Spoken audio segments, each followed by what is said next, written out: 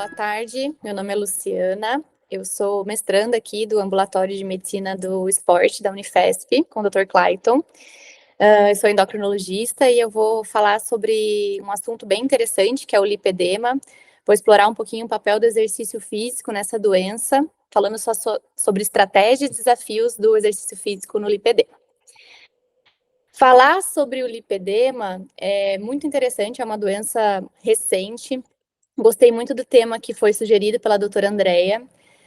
Essa doença é uma doença que a gente vem discutindo nos últimos anos com mais frequência, mas é uma doença que por muito tempo foi confundida com a obesidade. Então, é muito importante a gente falar sobre isso, porque os pacientes chegam aos nossos consultórios com esse diagnóstico, sem o diagnóstico, a gente vai ter que fazer esse diagnóstico pela primeira vez. Então, é uma paciente que chega no seu consultório com uma história de ter tido diagnóstico de obesidade.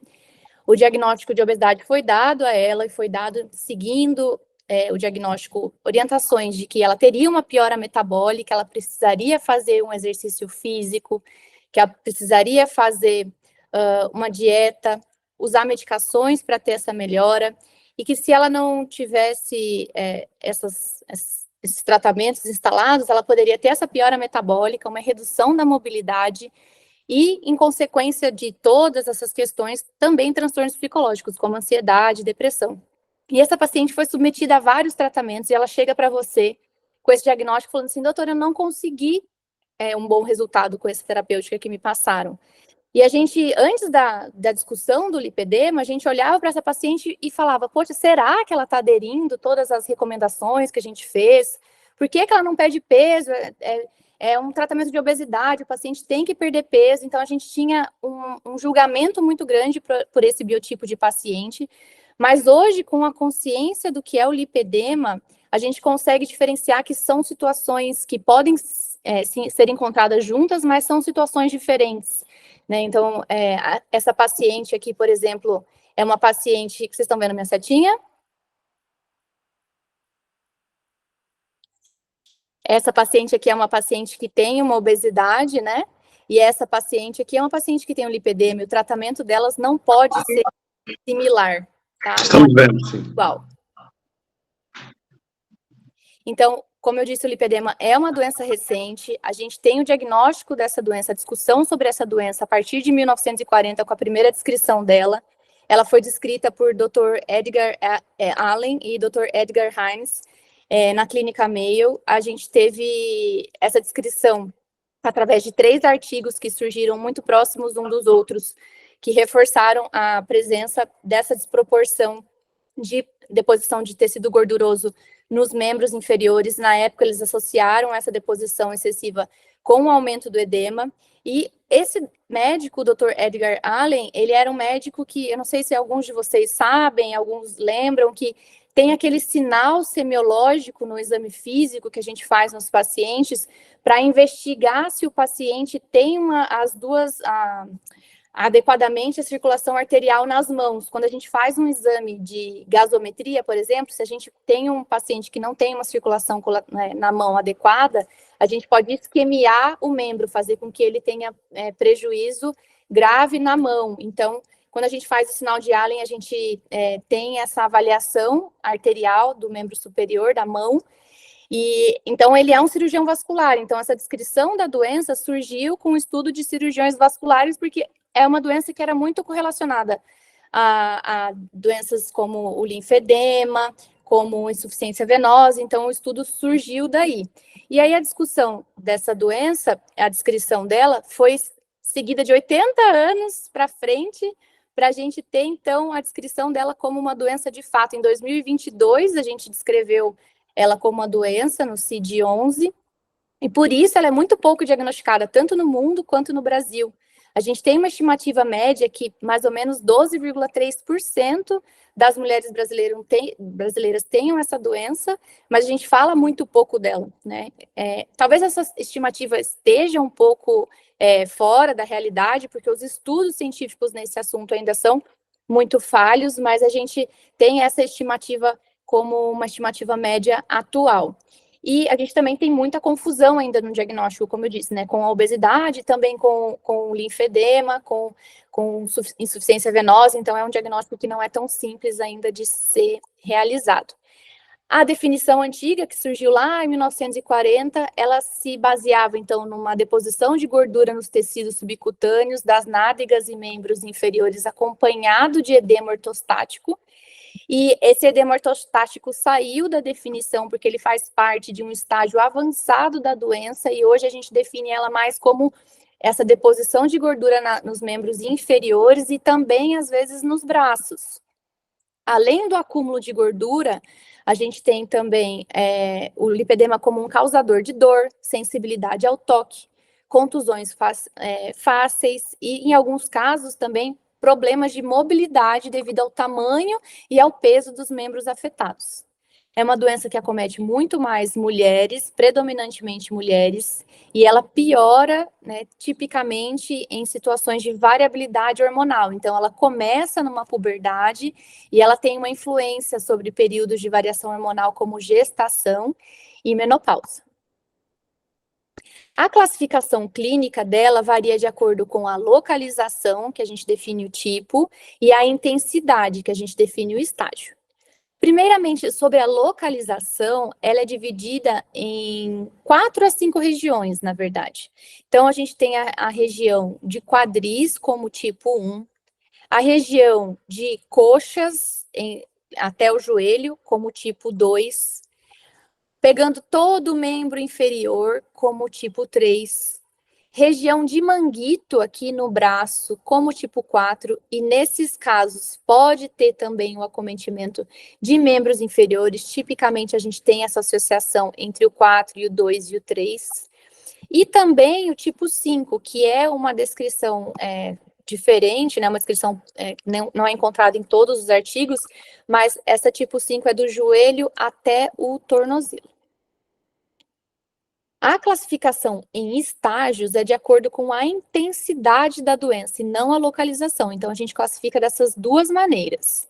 Então, o estágio 1 é uma paciente que tem a superfície da pele lisa, ainda é uma superfície da pele normal, tem uma deposição de gordura aumentada no tecido subcutâneo e tem também a palpação, a presença de nódulos bem pequenos, como se fossem micropérolas. Então, a gente consegue sentir essa palpação, essa alteração, mas não visualiza tanto o acúmulo. Já no estágio 2, a gente começa a observar, então, a pele mais irregular, um pouco mais flácida do que esperado para a idade do paciente, e também os nódulos começam a ficar um pouco mais palpáveis. No estágio 3, a pele é mais flácida. A gente tem uma presença de pele com dobras e a gente tem uma dificuldade um pouco maior de movimentação, porque começa a acumular em regiões de articulação. E os nódulos palpáveis são muito maiores. Já no estágio 4, a gente tem a presença do cacifo, que é a presença do edema. Então, aqui sim a gente consegue correlacionar uma doença do lipedema com a doença linfática, que aí a gente chama de lipolinfedema, que é a evolução do lipedema. Os critérios diagnósticos foram definidos, foram descritos assim como alguns pontos comuns de sinais clínicos e sintomas clínicos. A gente tem vários grupos que estudam o lipedema em diferentes partes do mundo, e esse grupo aqui, o alemão, ele descreveu esses sintomas, e eu vou destrinchar essa tabela aqui com vocês, para a gente ter uma noção de como a gente faz esse critério, mas é diferente de critério de diabetes, ou de critérios outros de doenças que a gente tem assim, fecha tal e tal número é um diagnóstico. Ou, por exemplo, é um paciente que de 3 sintomas tem que ter 2 para fechar o diagnóstico. Então, a gente não tem isso aqui no lipedema. A gente tem sintomas e sinais que são mais característicos e que vão ajudar a gente a pensar no diagnóstico. Então, o diagnóstico aqui, ele é eminentemente clínico. O diagnóstico não é por imagem, não é laboratorial, é uma história clínica bem feita, é uma conversa com o seu paciente da história atual e pregressa para você conseguir fechar esse diagnóstico. Destrinchando um pouquinho, então, a gente vai ouvir do paciente, a gente vai ver do paciente que ele tem uma hipertrofia bilateral, simétrica, desproporcional do tecido adiposo nos membros. Ele vai ter uma preservação das mãos e dos pés, a gente vai ver como se fosse um fenômeno de manguito mesmo, a gente consegue ver no tornozelo aqui que tem uma divisão bem importante da perna e do pé. A maioria dos pacientes vai ter o braço polpado, mas 30% pode ter envolvimento dos membros superiores. A gente tem o sinal de Stemmer negativo. O que é o sinal de Stemmer? O sinal de Stemmer é quando a gente faz uma prega no dorso do pé, e essa prega, ela é palpável ou não palpável. Se a gente consegue fazer a prega, a gente tem Stemmer negativo. Se a gente não consegue fazer, isso é Stemmer positivo. Então, isso é sinal, quando não posso palpar, fazer essa pinça, a gente tem um sinal de linfedema. Então, o sinal está negativo no lipedema, que é o depósito da gordura, mas quando tem uma associação já com linfedema, então no estágio 4, já avançado, que a gente tem o lipolinfedema, aí sim a gente pode ter o Stemmer positivo. O paciente tem muita sensação de peso e tensão nos membros afetados, dói a palpação e ao toque. Quando você toca na coxa e na perna do paciente, ele reclama de dor. Tem uma tendência acentuada para formar equimoses e hematomas. Ele conta para você que ele não bate e de repente ele tem presença de hematomas. Tem uma circunferência do membro que não melhora quando ele reduz o peso. Então, um paciente que faz dieta, faz exercício, ele não tonifica a perna, ele fez bariátrica, a perna dele continua desproporcional, ele conseguiu perder gordura no quadril e no abdômen e não perdeu na perna. Tem uma piora dos sintomas ao longo do dia, principalmente associados em estágios mais avançados, quando tem um linfedema já estabelecido. Tem também a presença de vasos, que são são aquelas telangiectasias, que são marcas vasculares, que a gente consegue ver como se fossem as varicosas, que a gente acaba dificultando um pouquinho, que parece muito insuficiência venosa, mas é um diagnóstico que pode estar ali concomitante.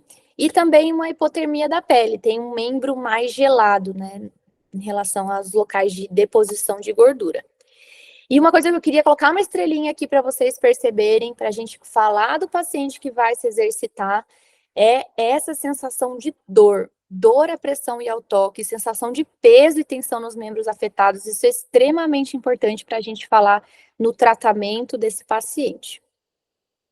Ainda nos critérios diagnósticos, esse outro grupo, que é um grupo americano, estabeleceu esse gráfico que eu achei bastante interessante, que ele colocou aqui que além dos sinais que já foram descritos no outro trabalho ali, nos sinais de exame físico, na clínica, também a gente tem que ressaltar a presença de nódulos, né, os nódulos palpáveis. E eles colocaram uma imagem muito legal, que é essa imagem que demonstra que como é o tecido normal e o tecido afetado pelo lipedema. Na letra A, aqui a gente consegue ver com essa seta branca uma fibrose de um tecido normal, né? Um tecido conjuntivo normal, que tem, então, essas traves fibróticas finas que não fazem diferença à palpação. Quando a gente tem um tecido acometido, a gente começa a ver, então, a formação de nódulos de gordura, que são divididos por traves fibróticas, que são representadas nessa seta branca, e os nódulos de gordura aqui nessa foto, na letra B, com essas setas pretas. A gente vê os nódulos e as travas fibróticas. E a letra C aqui é durante um procedimento de lipoaspiração, que é um dos tratamentos possíveis dessa doença, a gente pode ver nas setas pretas a presença do tecido fibroso entremeado do tecido gorduroso em rosinha. Então, é um tecido que tem muita trave fibrótica. E, além disso, da história do paciente também pode ajudar a gente a fazer diagnóstico. Se o paciente conta para você que parte da família dele também tem sintomas parecidos, um acúmulo desproporcional de gordura, uma história familiar é extremamente significativo nesses casos, já que a gente tem um relato de 16 a 64% de história familiar positiva autorrelatada. Então, é uma história familiar positiva que é significante, né? A gente sabe que história familiar em obesidade também é significante, mas a gente tem que começar, talvez, a pensar, em vez de só perguntar se o paciente tem uma mãe ou pai com obesidade, ou se ele tem uma mãe com uma obesidade que é desproporcional, que ela tem mais acúmulo de gordura em alguma região, talvez seja bastante interessante para ajudar a gente a fazer o diagnóstico. E também com relação à fase hormonal da mulher, né? Se é uma mulher que está numa fase, por exemplo, que ela está na menopausa, se ela está repondo hormônios, se ela passou por gestação, isso também vai diferença na sua história clínica. E com relação a histórias de tentativas prévias de perda de peso, e se a perda de peso resultou em eficaz diminuição de volume de partes como membros inferiores e braços, para a gente saber se ela tem uma propensão a ter um diagnóstico de lipedema ou não. Outra coisa são as comorbidades associadas a uma hipermobilidade das juntas, é uma coisa bem descrita nessa doença. A gente observa que são pacientes que, apesar de aparentarem ter uma obesidade e uma limitação do movimento, são pacientes que têm uma hipermobilidade, isso pelo acúmulo de gordura na região das juntas. Também tem pronação de tornozelo, que muda, né, a biomecânica dos exercícios, e também o joelho valgo, isso é bem observado, e pode ajudar você a fechar um diagnóstico. Além disso, são pacientes que têm correlação com obesidade também em sua história, e apesar da gente ver esse acúmulo de gordura, é um acúmulo de gordura periférico, então é um acúmulo de gordura que não traz tanto risco cardiovascular como outras doenças, como a obesidade em si, porque a gordura abdominal é a gordura que faz uma inflamação que aumenta muito mais o risco cardiovascular. Então, esse acúmulo de gordura periférica não necessariamente está acompanhado a uma piora metabólica. Mas, claro, em estágios mais avançados da doença, que a inflamação é algo muito intenso, e também quando a gente tem associado a obesidade, claro, esses pacientes vão sim ter um risco metabólico maior. Então, o lipedema, ele é uma doença crônica, assim como a obesidade. Mas é uma doença crônica que pode progredir. Ela pode progredir, não necessariamente ela progride. E ela pode progredir em regiões e estágios. Quando ela progride em região, isso significa que ela pode sair de uma localização só do quadril para as coxas, para as pernas, que pode vir para a região dos braços, ela pode progredir em locais, mas ela também pode progredir em severidade, então ela pode sair de estágios que ela tem uma pele mais fina, e essa pele vai tornando-se mais nodular, e ela vai se infiltrando mais, e a perna vai se tornando mais flácida, então também há evolução em severidade. E isso é importante, porque não é obrigatoriamente progressivo, o paciente tem que saber disso, se a gente conseguir detectar em fases mais iniciais, a gente pode atuar para que ela pare de progredir, mas é uma doença recidivante, então a gente precisa estabelecer com o paciente que, se o cuidado não for continuado, ela pode voltar a ter o nível que ela tinha antes, ela pode progredir um pouco mais. Então, durante a lida dos artigos, eu me deparei com inúmeras fisiopatologias. A gente teve uma aula aqui, previamente, da doutora Tati, ela deu um aulão para a gente sobre lipedema, falou bem sobre fisiopatologia, mas realmente, quando a gente se depara com os artigos, a gente vê que cada um prefere uma vertente, uma hipótese. Então, as fisiopatologias são inúmeras. Eu não vou destrinchar todas elas com vocês, eu vou dar uma pincelada, porque é importante a gente saber um pouco disso para poder falar sobre o benefício do exercício físico, tá? Uma das hipóteses mais comentadas é a relação do lipedema com o distúrbio no eixo hormonal feminino. A célula adiposa tem receptores para o estrogênio, e tem receptores alfa e receptores beta. Os receptores alfa, são esses azuis, eles são geralmente relacionados à melhora da taxa metabólica basal, auxiliam na lipólise, então eles respondem bem para diminuição de volume, quando são estimulados pelo estrogênio.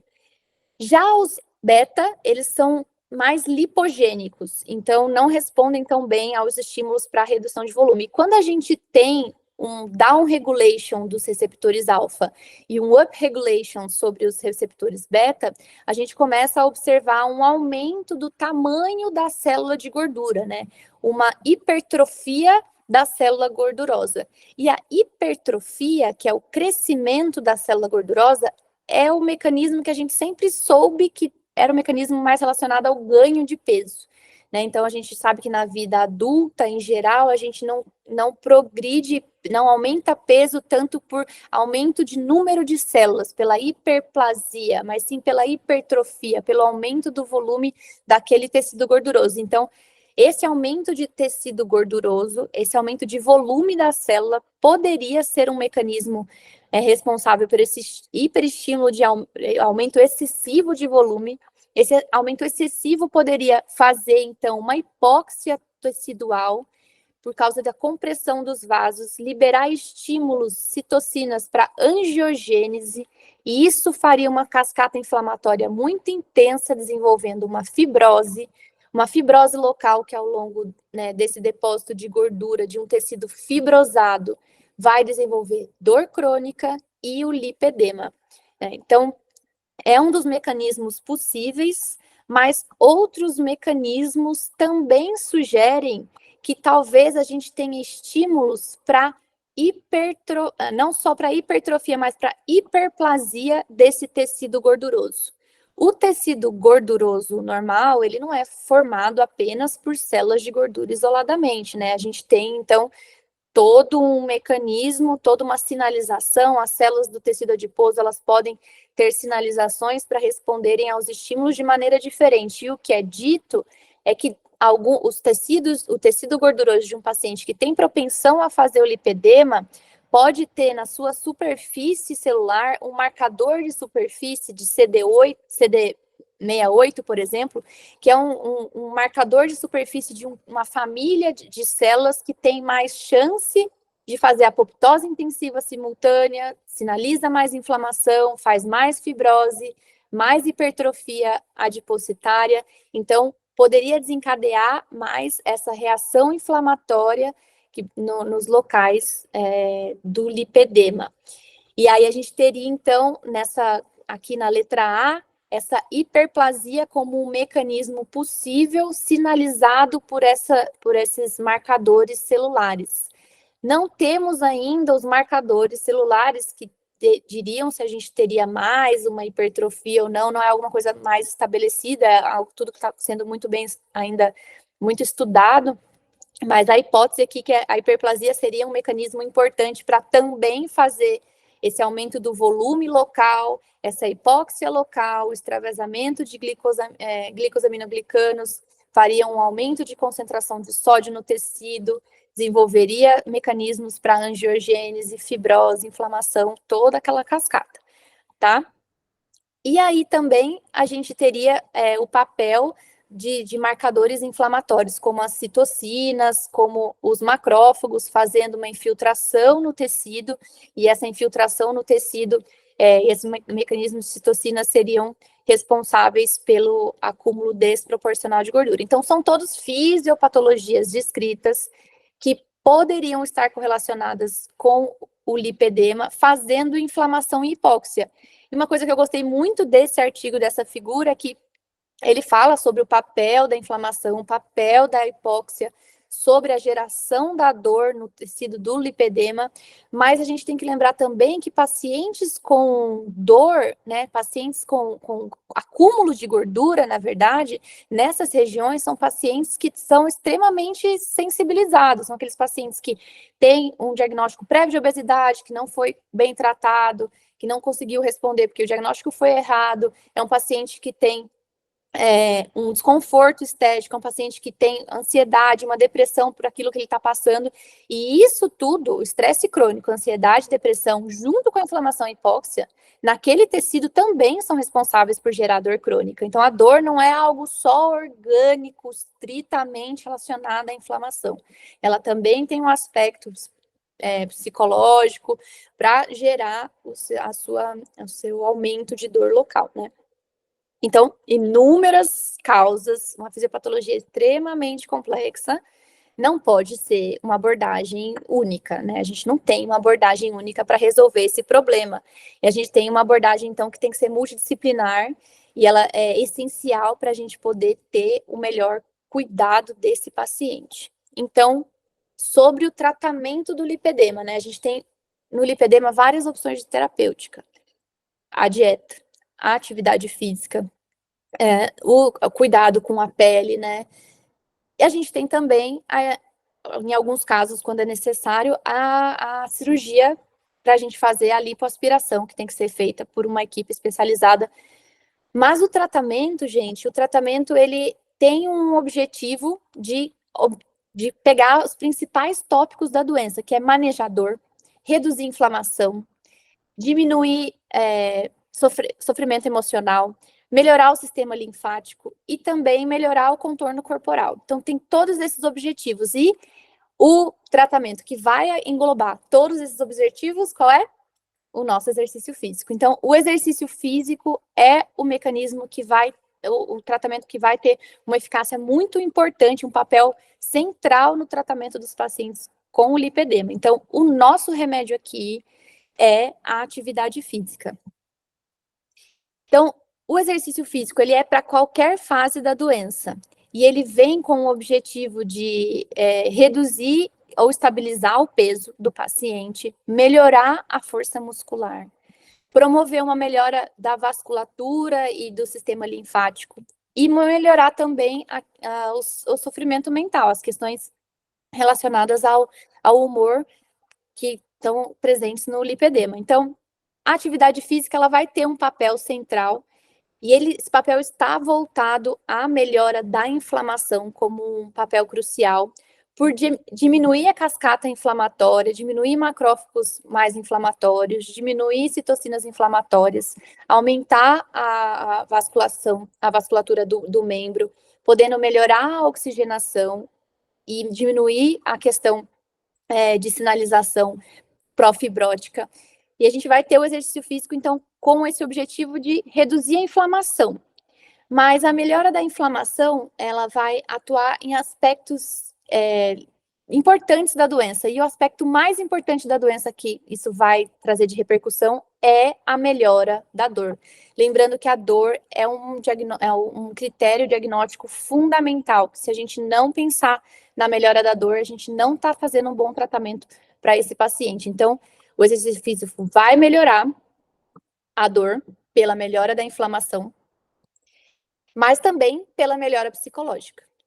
A dor tem correlação com alterações como depressão e ansiedade, e a gente tem estudos muito bem estabelecidos já, meta-análises e revisões sistemáticas que mostram o benefício da atividade física, não especificamente em lipedema, mas em todas as situações, para que haja uma melhora tanto de parâmetros de depressão quanto de ansiedade. Então, o benefício do exercício físico no papel da dor é inquestionável, principalmente por melhora de inflamação e hipóxia, e ansiedade, depressão e sobre o estresse crônico. Então, diante de um paciente com lipedema, o exercício físico precisa entrar para o controle da dor, para o controle da inflamação e da evolução da doença. Tá, Lu, mas e aí, agora, né? A gente está aqui, eu sou médico do esporte do paciente, eu sou endocrinologista, eu sou educador físico. O paciente vai me perguntar qual é o exercício que eu vou fazer. Eu faço um crossfit, eu faço uma musculação, eu faço uma corrida, eu faço um elíptico, eu faço natação, o que eu vou fazer? Qual é o melhor, né? Os pacientes não querem saber exatamente qual a fisiopatologia, o que funciona. E aí, diante desse guideline aqui dos Estados Unidos, né, do grupo americano, eu tirei algumas informações que eu achei bem interessante para a gente decidir juntos qual é a melhor estratégia para esse paciente.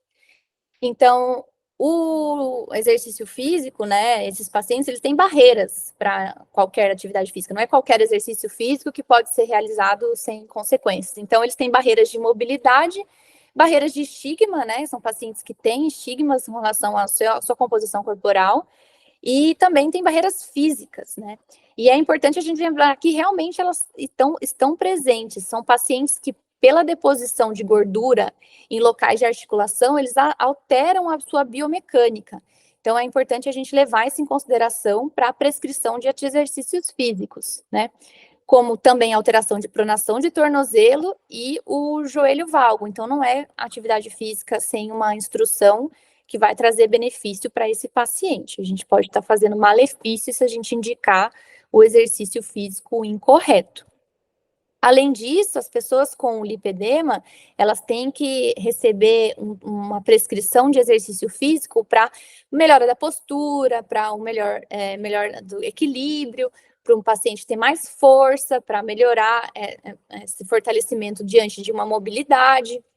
Então, a gente precisa pensar em exercícios físicos que sejam prescritos individualmente, seja um protocolo individualizado e que seja de início lento. Então, é um exercício progressivo, não é um exercício sem uma progressão, é uma progressão bem gradual. Dessas atividades aqui, quais a gente poderia, então, pensando nesses critérios que foram estabelecidos, né? Talvez não seja uma boa ideia colocar o seu paciente num HIIT, num CrossFit de início, né? O HIIT e o CrossFit, por serem exercícios de alta intensidade, eles podem piorar a dor, piorar a inflamação, então não é um exercício que vai ser mais facilmente e lentamente progressivo, então a gente precisa não ter ele como uma primeira indicação, né? E a corrida também pode até ser prejudicial, porque o paciente pode errar a intensidade do treino de corrida, ele pode começar muito rápido, e ele pode ter riscos de lesões por causa dos desvios anatômicos que ele tem, por exemplo, com a alteração de tornozelo e o joelho valgo. A musculação e os exercícios aeróbicos leves, eles trazem um benefício bem interessante nesses casos, porque eles promovem a possibilidade de a gente ter uma graduação mais leve, né? Então, é um paciente que vai ser submetido a treinamentos de menor intensidade e o aumento da intensidade vai ser de uma maneira pode ser de uma maneira bem individualizada. E aí, a gente pensa no mais leve e gradual, igual a um paciente com obesidade, será? Porque o paciente com obesidade já precisa fazer um exercício físico mais gradual, né? Será que é a mesma coisa, né? São doenças parecidas. Então, a gente tem esse estudo aqui que avaliou a força dos pacientes e a capacidade funcional deles com relação à obesidade e lipedema, eu achei bem interessante. E os grupos iniciais avaliados, né, foram grupos pequenos, mas são grupos que tinham IMC muito próximo um do outro, mas tinha 22 pacientes com lipedema e 22 pacientes no grupo sem lipedema com obesidade. E aí a gente observa também que o grupo de obesidade, na verdade, era um grupo mais velho. Então, era um grupo que, poxa, será que não vai ser mais velho, ter uma tendência maior a uma sarcopenia, não teria talvez uma força menor, então, enfim, vamos ver o que deu o resultado, né? E o resultado foi que no grupo de pacientes com lipedema, a força muscular dos pacientes é menor do que no grupo dos pacientes com obesidade. Não foi diferente, estatisticamente significativo, com relação à potência, né, de endurance desse paciente, mas foi diferente significativamente em relação à força. Então, os pacientes com lipedema têm menos força. Então, talvez a gente precise começar mais devagar nesses pacientes do que nos pacientes com obesidade sem lipedema. E a natação, né? A natação é um esporte na água, será que é legal? Poxa, parece muito bom. Vamos ver se é legal. O pessoal dos Estados Unidos, né, o grupo americano, falando que sim, que esportes aquáticos são interessantes, têm menos impacto, eles podem ser mais toleráveis ao longo do tempo, mais sustentáveis, e eles usam essas referências. Mas essas referências aqui que eles deixaram no trabalho não são específicas de lipedema. A gente não tem um trabalho só de natação no paciente com lipedema e tal. São artigos que se relacionam com doenças vasculares, como doenças de insuficiência venosa crônica e com linfoedema. Então, a gente extrapolou ali, eles extrapolaram um pouco os benefícios para referir no artigo, no grupo americano lá, sobre o benefício no lipedema. E realmente o artigo que mostra a melhora ali do exercício aquático em relação ao benefício clínico nos pacientes com doenças vasculares, realmente demonstra isso de uma maneira eficaz e tem correlação com o fato da água poder fazer uma pressão externa na perna e favorecer uma drenagem venosa e linfática e isso trazer benefício ao paciente. Mas então, será que a gente pode pensar que esse benefício do esporte aquático deveria ser indicado só para pacientes que têm um linfedema mais avançado? Será que essa doença, só quem tem a doença bem avançada com o estágio 4 teria benefício em fazer esporte aquático? Bom, na verdade, talvez não, porque existem outros estudos em pacientes com lipedema mesmo, que avaliaram estratégias para melhora clínica associada de exercício com terapias que diminuem, que melhoram a circulação linfática. Então, eles pegaram 2 grupos, o grupo 1 e o grupo 2, que fizeram exercícios físicos, já com terapias associadas para melhora da drenagem, e o grupo 3, que foi um grupo que fez só exercício físico. E o grupo que teve a atuação tanto do exercício quanto da drenagem, dos mecanismos para melhorar a drenagem linfática, eles melhoraram mais, claro, o volume do membro, o membro ficou com um volume menor do que com as terapias do que só o exercício físico isolado, mas a dor também melhorou. E lembrem-se que a dor é a nossa estrelinha aqui, o nosso objetivo, né? A melhora de qualidade de vida do paciente. Então, poxa, a dor melhorou com uma terapia que melhora a drenagem linfática do membro. E realmente a gente tem, então, a atividade física na água como um benefício nesses pacientes com lipedema. De fato, realmente é alguma coisa que tem sido falada em vários estudos e também vários outros estudos falando sobre terapias que melhoram essa circulação linfática nos pacientes que têm lipedema de todos os estágios. Então, a melhora da dor acontece, então é um exercício que a gente pode considerar como exercício apropriado.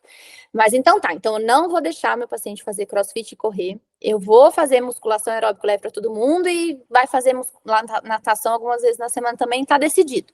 Não está decidido, né, gente? A gente tem que ter uma visão individualizada do paciente, né? Um paciente que chegou para você, que corre, tem lipedema e está tudo bem, né? Você não vai tirar a corrida do paciente como uma determinação sem nexo. Você precisa individualizar o caso. Então, se é um paciente que nunca se exercitou, chegou com muita inflamação, é um paciente que talvez você vá progredir sim para um exercício de musculação aeróbico mais leve, incentivar ele a fazer uma natação, mas se é um paciente que já faz algum outro esporte, que gosta, né, e ele está bem, ele não está com piora da clínica, ele não está com piora da inflamação, com piora, com progressão de doença, você vai fazer uma prescrição mais individualizada. O meu primeiro paciente que teve lipedema, em que eu discuti mais o caso a fundo, porque foi um paciente que estava com um acompanhamento de outros profissionais, que foi uma paciente que chegou em estágio, ela chegou em estágio 1 para 2 comigo, e ela estava sendo avaliada pela equipe de vascular, ela era uma maratonista. Então, ela é uma paciente extremamente magra na região superior do corpo, né? Se você olhava fotos dela, ela tinha, mostrava bem os ossos, uma bochecha bem fina, e quando ela corria de shorts, ela mostrava a perna e tinha realmente bastante alteração de deposição de gordura, que era desproporcional. Então, é uma paciente que sempre correu, eu não ia tirar a corrida dela, é o esporte que ela mais ama, né? E ela não estava tendo a progressão da doença, ela só tinha, de repente, lido na internet que talvez tivesse sido aquela a doença que sempre incomodou ela e ninguém nunca tinha contado para ela. Então, realmente, o exercício físico tem que ser uma indicação, tem que ser individualizado. E aí a gente está aqui diante desses podem piorar, pode ser prejudicial, é mais indicado, não determinações fixas. E também lembrando de uma coisa muito importante. Você vai falar para o paciente que ele tem lipedema para ir para uma natação e ele não quer colocar um short, ele não consegue pôr uma saia, um short, ele vai colocar um maiô, um biquíni para ir na natação, isso pode ser um limitante também. Então, a limitação da exposição corporal excessiva pode fazer com que o seu paciente não faça a sua recomendação. E ele pode simplesmente não te contar que foi por isso que ele fez. Ele pode estar desconfortável ao ponto de não achar que ele queira falar isso para você. Então, a gente precisa ter realmente uma pergunta ativa para a gente conseguir fazer uma prescrição, né, uma orientação adequada do que seria melhor ser realizado ou não.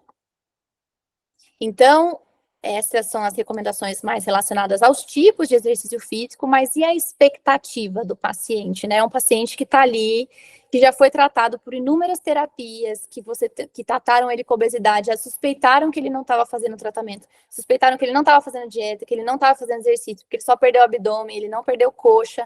Então, é um paciente que precisa que você jogue limpo com ele, é um paciente que você tem que falar quais são os resultados daquele tratamento que você vai propor, que é o exercício físico, que é a dieta.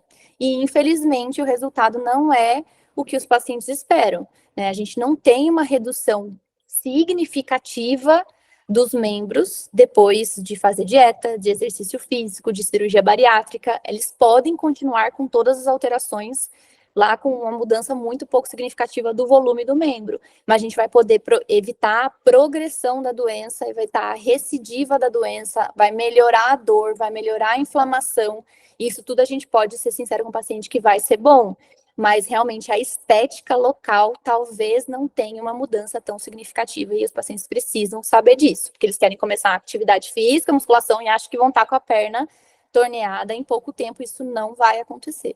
E eles precisam estar cientes. Então, em resumo, o lipedema é uma doença que tem um diagnóstico clínico, né, que é esse acúmulo de gordura desproporcional nas extremidades associado à dor e equimose dos membros, e a dor é extremamente importante. Não é uma doença crônica progressiva, mas é uma doença crônica recidivante. A gente precisa conversar com o paciente em relação a isso, dizer que a intervenção tem que ser precoce e constante para que o tratamento funcione ao longo do tempo, para que ele não fique recidivando e progredindo a doença. E como eu prometi para vocês que eu ia falar do papel do exercício físico no lipedema e seus benefícios, então os benefícios são controle da dor, redução da inflamação, melhora do linfedema, do melhora emocional e melhora funcional. E os desafios são tratamento individualizado, você tem que prescrever um tratamento individualizado, não dá para ser uma receita de bolo igual para todo mundo. Tem que escolher o exercício físico baseado em evidência científica em uma doença que a gente não tem uma evidência científica muito concreta, é bem complicado, então a gente tem que usar, né, uma estratégia ainda mais individualizada. Os riscos de lesões desses pacientes por alterações anatômicas são um desafio, a gente precisa cuidar na prescrição de exercício físico para evitar que esse paciente se lesione e piore ainda mais sua inflamação. E também o erro da progressão da intensidade da atividade física é um desafio, porque você vai prescrever um exercício e você tem que ficar reavaliando o paciente para evitar uma progressão excessiva e aumentar a inflamação dele. E o desafio também é a gente ter uma quebra dessa expectativa desse paciente que pode ser um pouco desproporcional com relação ao resultado estético.